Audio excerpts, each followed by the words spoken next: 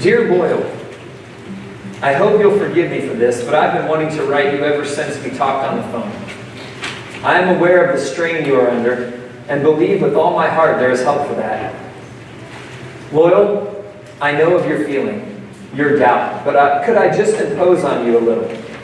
Some 700 years before the birth of Christ, the ancient Jewish prophets predicted the coming of a Messiah.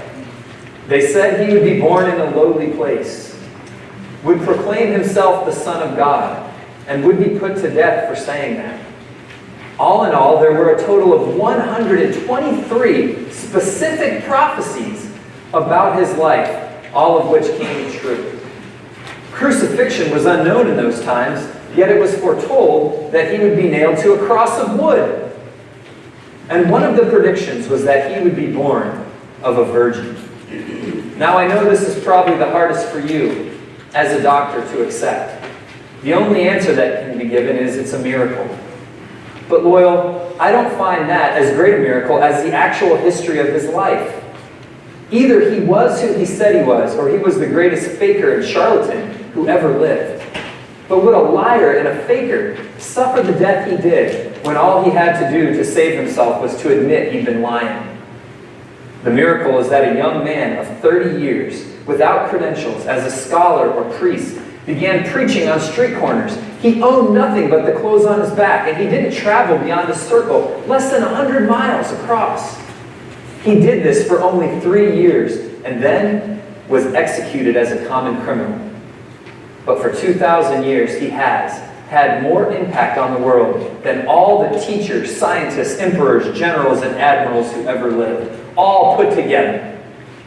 The Apostle John said, "For God so loved the world that he gave his only begotten Son, that whosoever believed in him would not perish, but have everlasting life."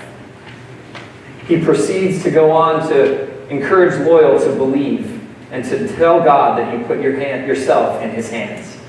Signed off, love, Ronald Reagan. Wrote this to his father-in-law just before Loyal Davis died. Found that quite amazing that the Washington Post published that this week. But what I love about Ronald Reagan in what he writes in this particular letter is that he witnesses from arguments, logical arguments. In fact, did you notice he begins with prophecies, and he cites all the prophecies that foretold the coming of Christ. That's my favorite argument for the deity of Christ and his work being true. He also goes to the Lord, liar, lunatic argument. That's a classic, right? Who came up with that one?